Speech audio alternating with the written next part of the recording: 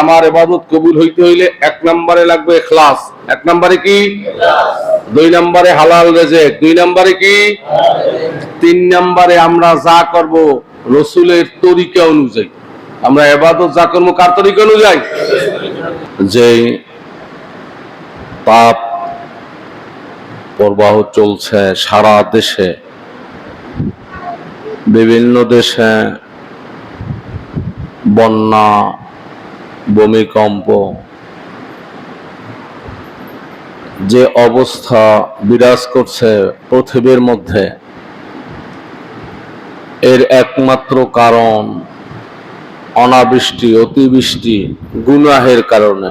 বিশেষ করে মানুষ যখন যাকাত বন্ধ করে দেয় তখন আল্লাহ পাক রহমতের বৃষ্টি বন্ধ করে দেয়। জাহারাল ফাসাদু ফিল বাররি ওয়াল বাহরি বিমা কাসাবাত আইদিন নাস, আল্লাহ বলেন জল এবং স্থলে যে বিপদ আপদ মুসিবত তোমাদের উপরে আসে, প্রকাশ পায়, এটা তো মানুষের হাতের কামাই, হাত দিয়া কামাই করছে আল্লাহ পাক রব্বুল আমিন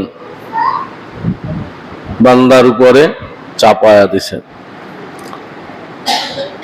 আমরা আমাদের বেশি বেশি এখন তওবা ইস্তেগফার করা উচিত। মানুষ এত আখিরাত সম্পর্কে অলস, ওয়াজ নসিহত সবাই জানে, আমি যা বলবো তার চাইতে ভালো জানেন না বহু লোক আমাদের মসজিদেও আছে।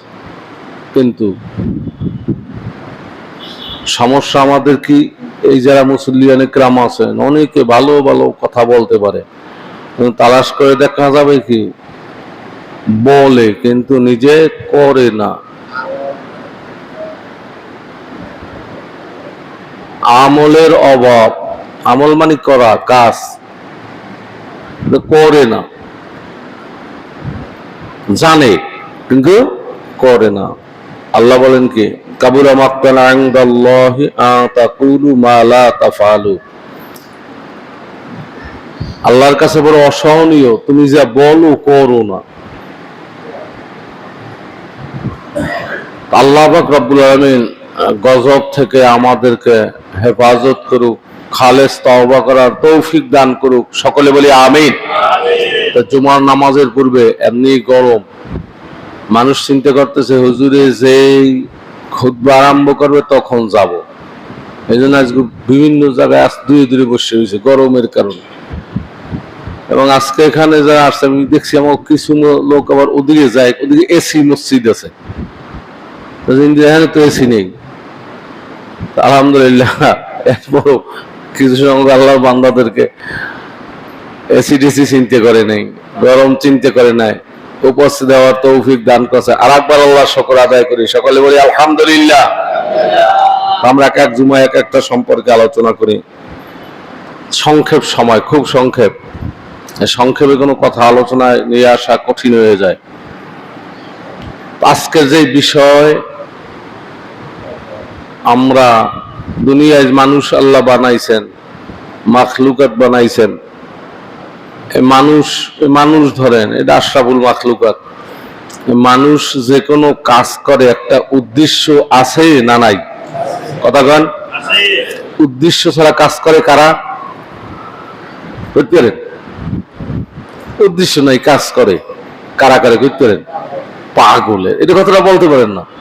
উদ্দেশ্য ছাড়া কাজ করে কিনা? পাগলে। ও কাগজ তো হয়, ও হাসে, ও কান্দে, ওটা জিজ্ঞেস করলে ওর কোনো উদ্দেশ্য নাই, ওর মনে যা আসছে তাই করে। তা আল্লাহ পাক যে আমাদেরকে সৃষ্টি করছেন, এটা কি কোন উদ্দেশ্য আছে না এমনি পাগলামি? কথা কন।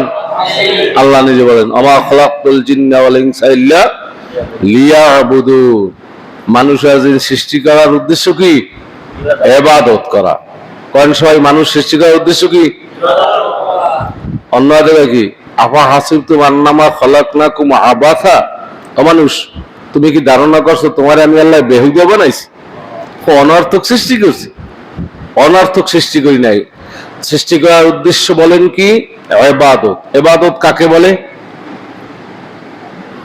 সংক্ষিপ্ত কথায় মালিকের হুকুম মানাকে ইবাদত বলে। কোন মালিকের হুকুম মানাটাই কি ইবাদত। নামাজ পড়া মনে করছি ইবাদত, আবার নামাজ না পড়াও ইবাদত। নামাজ না পড়াও কি ইবাদত। বেলা ওঠে এ সময় নামাজ পড়া কি ঠিক, দুপুর নামাজ পড়া কি হারাম, অস্ত যায় নামাজ পড়া কি এ সময় নামাজ পড়ার হুকুম না নিষেধ? নিষেধ। নামাজ না পড়া ইবাদত। এক কথায় এর জন্য মালিকের হুকুম মানাকে কি বলে ইবাদত বলে। আচ্ছা, ইবাদত কবুল হবে আল্লাহ দরবারে, ইবাদত আল্লাহ দরবারে কবুল হবে, এটা আমরা সবাই চাই কি চাই না? সবাই চাই যে আমার ইবাদত, আমার হুকুম মানাটু আল্লাহ পাক গ্রহণ করুক, কবুল করুক। এটা আমাদের সবাই দিলের মধ্যে আছে না নাই? আছে। তা ইবাদত কবুল হওয়ার কিছু শর্ত আছে।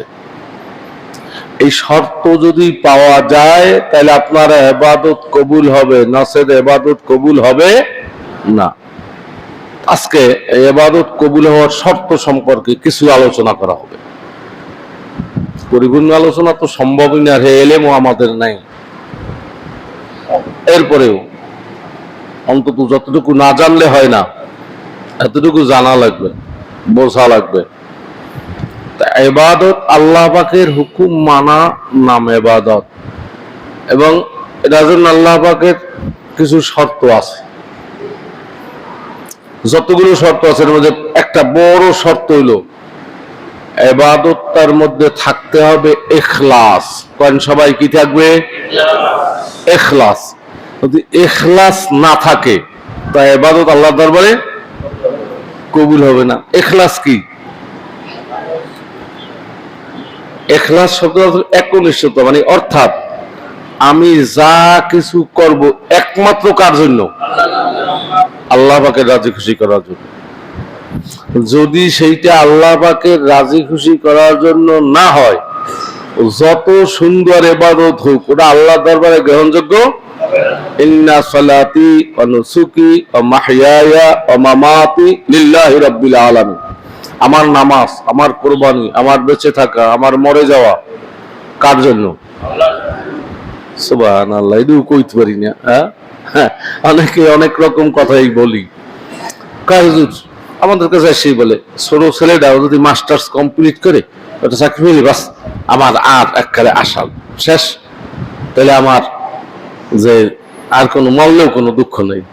এই মেয়ে আপনার ছেলে পাস করার জন্য আপনার আল্লাহ সৃষ্টি করছে, আপনার ছেলের এস্টাবলিশ করবেন এই জন্য আপনার সৃষ্টি করছে। হ্যাঁ, এস্টাবলিশ করা আপনার নিষেধ না, নিষেধ না, কিন্তু আপনার উদ্দেশ্য তো এটা থাকবে না। আপনি রাজি খুশি করবেন কারে? নামাজ পড়তে আসছি, কারে রাজি খুশি করার জন্য? হ্যাঁ না, মানুষে মনে করবে যে এরা মুসল্লি দেখছো শুক্রবার দিন প্রথম কাতারে এসে প্রথম বসে যায়। আমি 5 ওয়াক্ত নামাজও ঠিক মতো পড়েন, কিন্তু আমার দিলের মধ্যে এই যে মানুষ বুঝে না নামাজি ভালো মানুষ, এই একটুখানি দিলের মধ্যে আইছে। আপনার ইবাদত আল্লাহ দরবারে গ্রহণযোগ্য হবে তো? কথা কন না, খান হবে না।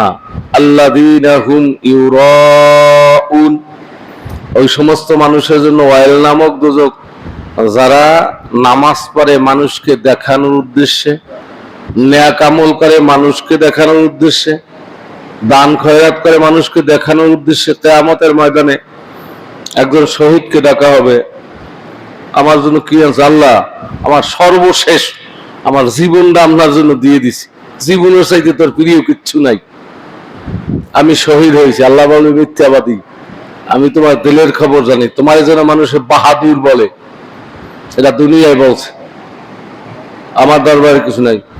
ফেরেশতাদেরকে হুকুম দেবে, আরে হাত পাও বান্ধে উব্বুর করিয়ে টান নিয়ে জাহান্নামে ফেলাও। নাউজুবিল্লাহ খান। একজন দাতারে ডাকবে, বড় দানশীল, আমার জন্য কি করছো? আল্লাহ, এমন কোন খাত ছিল না যেই খাদে আমার টাকা, আমার সম্পদ, আমার শ্রম, আমার বুদ্ধি লাগে নাই, দান করি নাই, এরকম কোন খাত নাই। আল্লাহ বলবে আমি ভালো করিয়ে জানি তোমার দিলের খবর। তোমার দিলে ছিল মানুষ যেন তোমারে দাতা বলে, তুমি বড় একজন দাতা। এটা বলছে দুনিয়ায়, আমি আল্লাহর কাছে কিচ্ছু নাই। যাও, একজন আলেম, হাফেজ, কারি ডাকবে, ওয়াইস।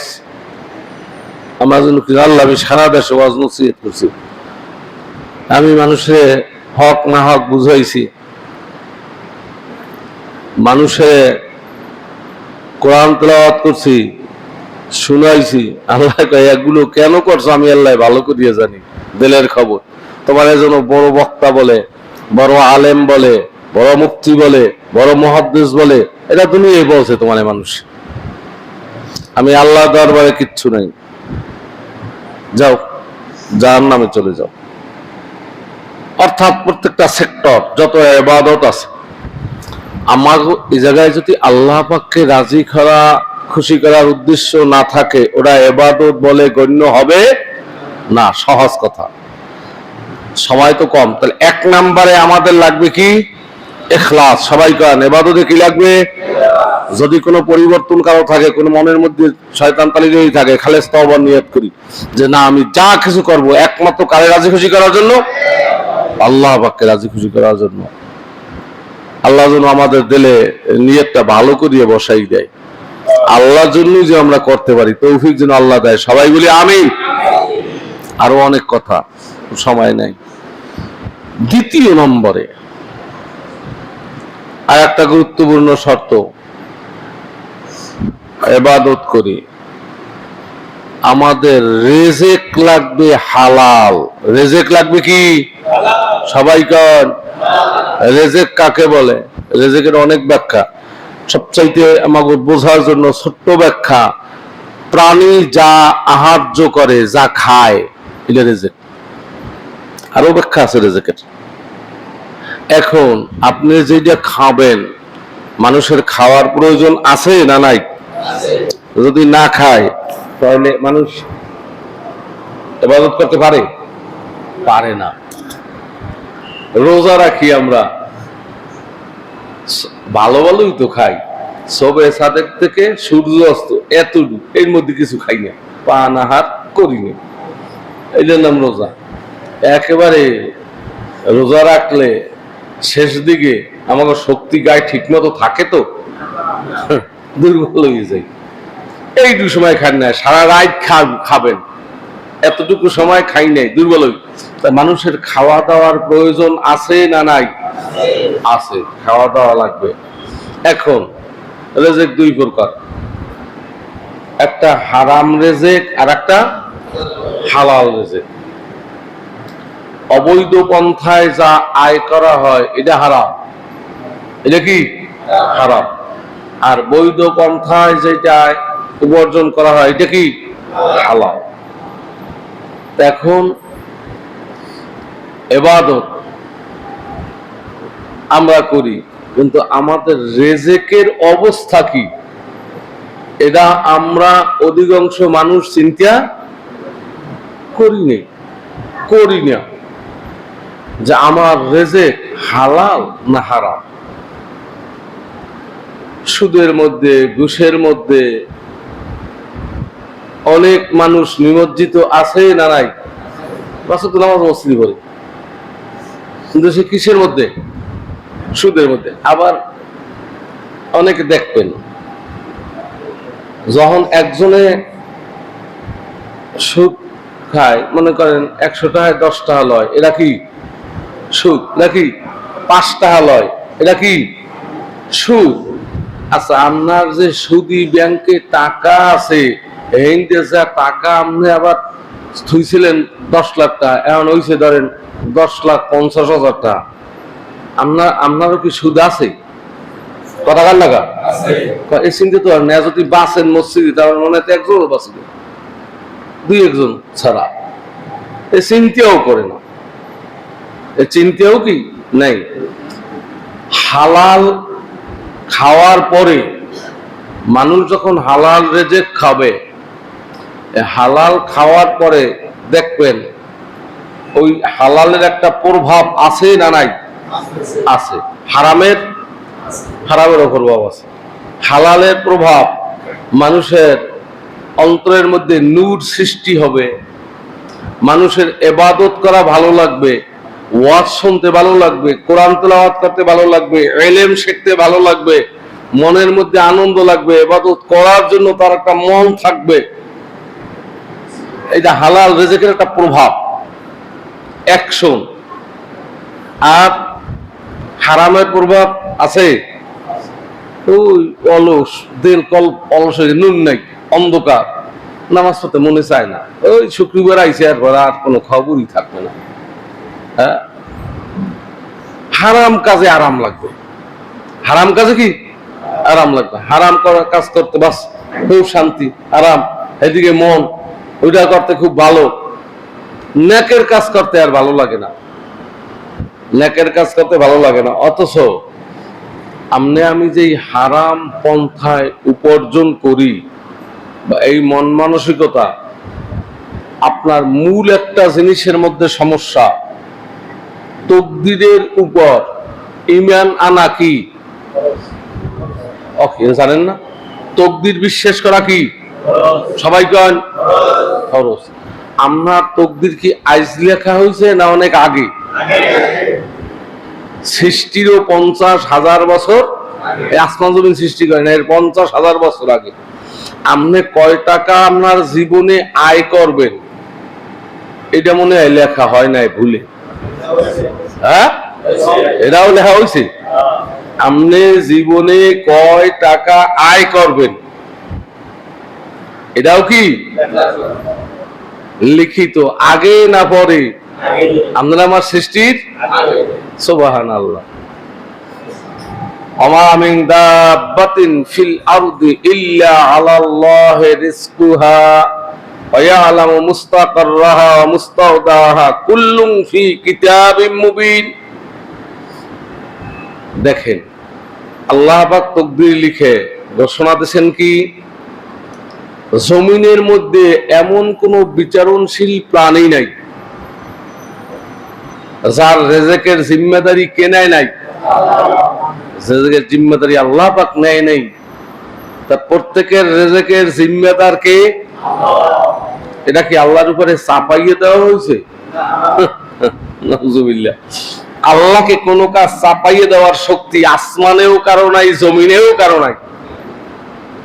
আল্লাহ আমাদেরকে দয়া করিয়া মায়া করিয়া সৃষ্টি করছেন, ইচ্ছে করলে আমাদেরকে কুত্তা, শুয়ার, বিলই, গরু, ছাগল, গাছ, ঘাস, লতা পাতা, এগুলো মাখলুকাত, এগুলো আমাদেরকে বানাইতে পারতেন? কথা কন না কান? পারত। কিন্তু আল্লাহ দয়া করিয়া আমারে মানুষ বানাইছেন, মাখলুকাতের মধ্যে শ্রেষ্ঠ মাখলুক। সুবহানাল্লাহ বলেন। সমস্ত মাখলুকাতের মধ্যে শ্রেষ্ঠ মাখলুকাত, আশরাফুল মাখলুকাত মানুষ। সুবহানাল্লাহ কর। মানুষ বানাইছেন। এটা আল্লাহ আমি কি কোনো দরখাস্ত করেছিলাম? দরখাস্ত করি নেই, চাই নাই, দয়া করিয়া। আল্লাহ যেমন দয়া করিয়া আমাদেরকে সৃষ্টি করছেন এবং এই রিজিকের জিম্মেদারি আল্লাহ আমাদের উপর দয়া করিয়া নিজের উপরে রাখছেন। এটা আল্লাহর উপরে কোনো চাপাইয়ে দেওয়া হয় নাই যে না এটা বাধ্য আল্লাহ এটাতে, এরকম নাকি? এরকম না। আল্লাহ পাক রব্বুল আলামিন নিছেন। কি বুঝলেন? রিজিকের জিম্মেদার যখন আল্লাহ, এখন আপনি যে অবৈধ পন্থায় যা আয় করেন, অবৈধ পন্থায় যা রোজগার করেন,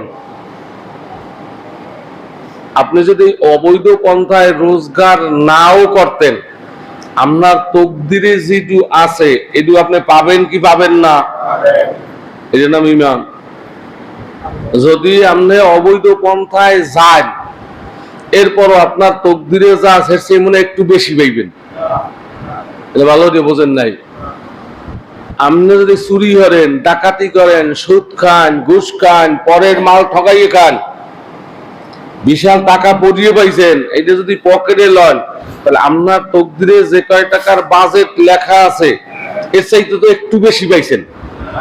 হ্যাঁ, আরে মানুষ ভালো করিয়ে বোঝেন, আপনি অবৈধভাবে যা দখল করেন, অবৈধভাবে যা গ্রহণ করেন, অবৈধ পন্থায় যা আয় করেন, আপনার তকদিরে যা লেখা আছে এর চাইতে মোটেও বেশি নয়,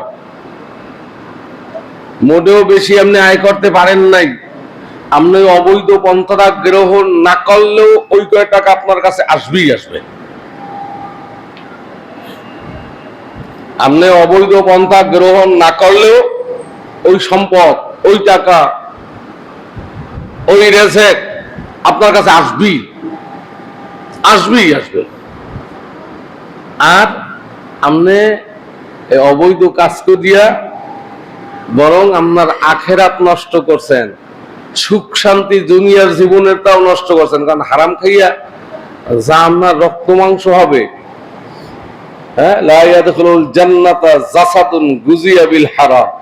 হারাম দ্বারা যেই হারাম রেজেক দ্বারা যেই রক্ত মাংস, এত জান্নাতে যাবে না। জান্নাত শেষ, জান্নাত শেষ। দুনিয়ায় আপনার ছেলে কথা শুনবে না, মেয়ে কথা শুনবে না, বিবি কথা শুনবে না, সংসারের মধ্যে অশান্তি। আপনি অবৈধ পন্থায় আয় করছেন, শান্তি আপনার আসতে পারে না। উপর দিয়ে দেখা যাইতে পারে লেভেল অনেক ভালো, লেভেল খুব ভালো, আপনি খুব তরু তাজা, মোটা তাজা, টাকা পয়সা আছে, এটা খুব সুখ শান্তি দেখা যেতে পারে, কিন্তু মূল শান্তি আপনার নাই। এটা আপনি ভালো করে বোঝেন, চিন্তা করেন,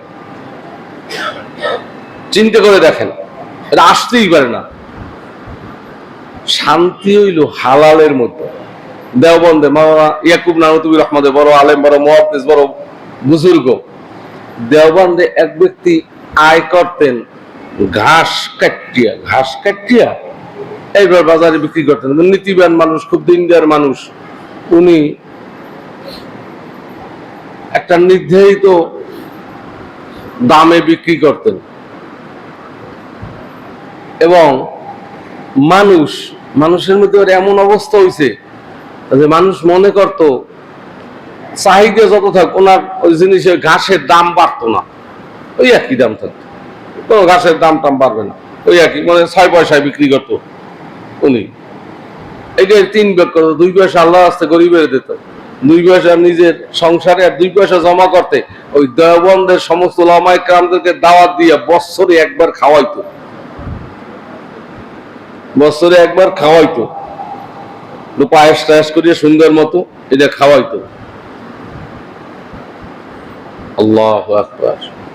ইয়াকুব নানুতুবি রহমাতুল্লাহ জীবনে করবেন, দেখবেন উনি অপেক্ষায় থাকতেন ওই 1 বছর যে ওই পাগলায় দাওয়াত দেবে কোন সময়, তার দাওয়াত খাইবে।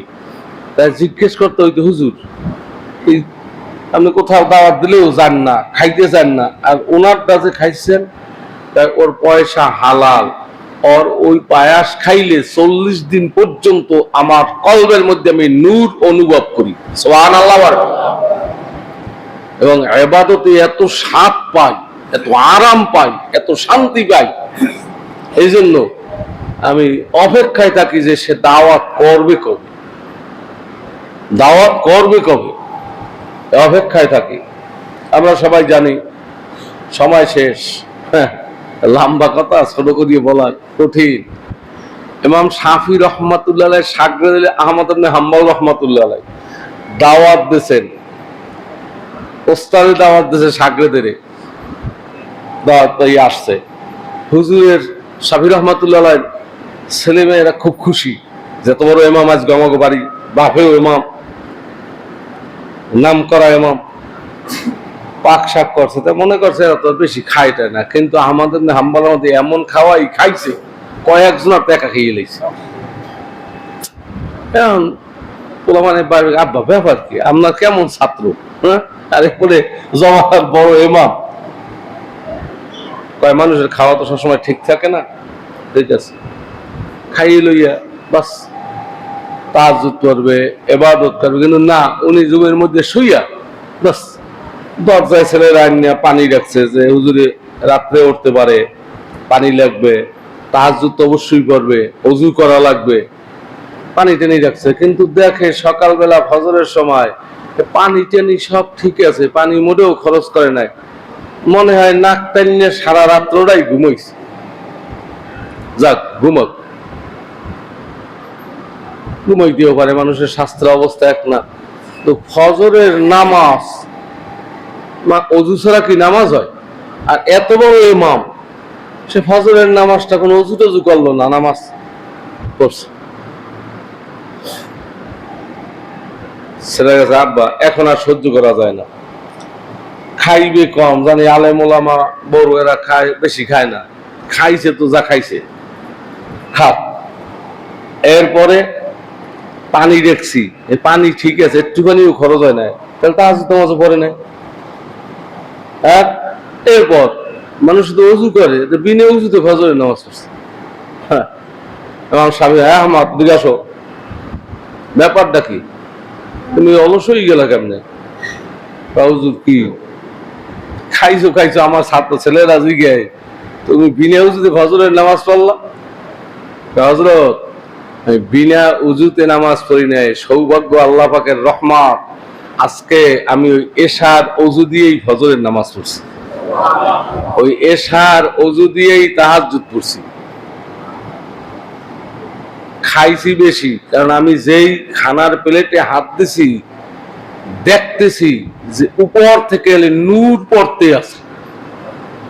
এরকম হালাল খানা, এত স্বাদের খানা, এত হালাল আমি আর পাই না। এই জন্য চিন্তা করছি লাগলে 5 দিন না খাই থাকবো, আজকে গলা পর্যন্ত খাবো, এই হালাল খানা ছাড়া যাবে না, এই জন্য বেশি খেয়েছি।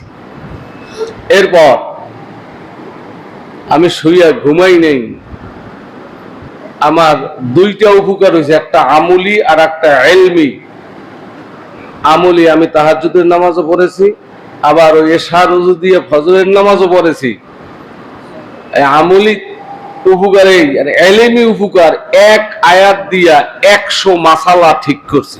সুবহানাল্লাহ বলি। যে মাসালা আমার বুঝে আসছিল না, এই হালাল রিজিক আমার পেটে যাওয়ার কারণে আল্লাহ পাক এমন ভাবে খুলে দিয়েছেন, এক আয়াত দিয়ে আমি 100 মাসালা বের করছি। ভাইরা আমার, বন্ধুরা আমার, আমাদের রেজেকের প্রতি অনেকের খেয়ালই নেই যে আপনার আয়টা কেমন, হালাল না হারাম। জেনে রাখুন, ইবাদত কবুল হওয়ার জন্য একটা গুরুত্বপূর্ণ শর্ত হালাল রেজেক। গুরুত্বপূর্ণ শর্ত কি?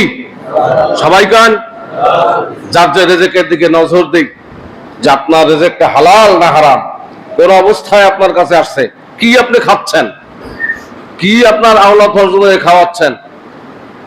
তাবিজ দিতে আইন, ছেলে কথা শোনে না, মেয়ে কথা শোনে না, বিবি কথা শোনে না, মূল তালাশ তো করেন না যে আপনার মূলের দোষ কোন জায়গায়, আপনার রেজেকের অবস্থা কি, এই চিন্তাও আপনি করেন না। আল্লাহ বোঝার, আমল করার তৌফিক দান করুক, সবাই কেন আমিন। আর একটা গুরুত্বপূর্ণ, আমরা ওটার ব্যাখ্যা দেওয়ার সময় হবে না, এটার ব্যাখ্যাই তো দিতে পারলাম না। আর একটা গুরুত্বপূর্ণ বিষয়, ইবাদত কবুল হওয়ার জন্য সহি তরিকায়, রসুলের দেখানো তরিকা অনুযায়ী ইবাদতটা হতে হবে। যদি ইবাদত আপনার মন চাহি হয়, তা ওটা ইবাদত বললে গণ্য হবে না। আমরা যা কিছু করব, যদি আল্লাহর দরবারে এটা পৌঁছাতে চাই, কার তরিকায়? না কোনো পীরের তরিকায়, হ্যাঁ, কোন বাবার তরিকায়, কোন তরিকায় না। খেলাফে পয়গম্বর কাছেরা গুজিত কে হারগিজ বা মঞ্জিল না খাহাত রাসে। যদি আপনি মঞ্জিলে মকসুদে পৌঁছতে চান, তাহলে রসুলের দেখানো তরিকা ছাড়া আর কোন তরিকা নাই, রাস্তা নাই, যেই রাস্তায় আপনি আল্লাহ পর্যন্ত, জান্নাত পর্যন্ত পৌঁছতে পারবেন। তাহলে আর সামনে যাব না, তবে অনেক বেশি হয়ে গেছে। যে আমরা যা কিছু করব কার তরিকা অনুযায়ী, 3টে বিষয় আলোচনা হয়েছে। যে আমার ইবাদত কবুল হইতে হইলে 1 নম্বরে লাগবে ইখলাস, 1 নম্বরে কি? 2 নম্বরে হালাল রিজিক, 2 নম্বরে কি? 3 নম্বরে আমরা যা করব রসুলের তরিকা অনুযায়ী। আমরা ইবাদত যা করব কার তরিকা অনুযায়ী? আল্লাহ বোঝার, আমল করার তৌফিক আমাদের সকলকে দান করুক, সকলে বলি আমিন।